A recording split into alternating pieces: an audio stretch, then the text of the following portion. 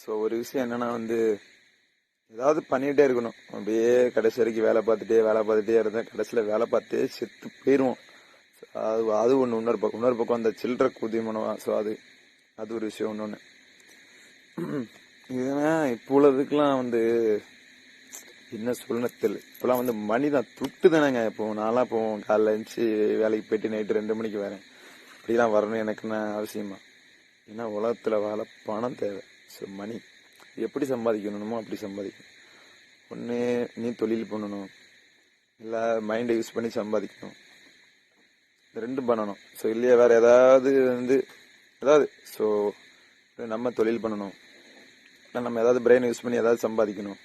So எல்லாம் ஏதாவது technique ஏகப்பட்ட இன்வெஸ்ட்மெண்ட் இருக்கு. ஸோ ஏதாவது பண்ணணும்.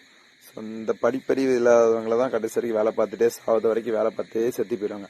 லைஃப்ல நமக்கு பிடிச்ச பொருள் எதுவுமே வாங்க முடியாது. ஸோ நீங்க நல்லா யோசிச்சு பாருங்க. ஏதாவது தொழில் பண்ணவன் ஒரு டக்குன்னு கோல்டு எடுக்கணுமா கோல்டு எடுப்பான், செயின் எடுக்கணுமா செயின் எடுப்பான், அப்புறம் கார் எடுக்கணுமா கார் எடுப்பான், பைக்கும் எடுப்பான். வேலை பார்க்கறவன் கடைசி வரைக்குமே ஒரு 5 வருஷமா ஒரே கனவாக போயிட்டு இருக்கும். இந்த விஷயத்த யாராவது ஒரு நிமிஷம் நல்லா திங்க் பண்ணி பாருங்க.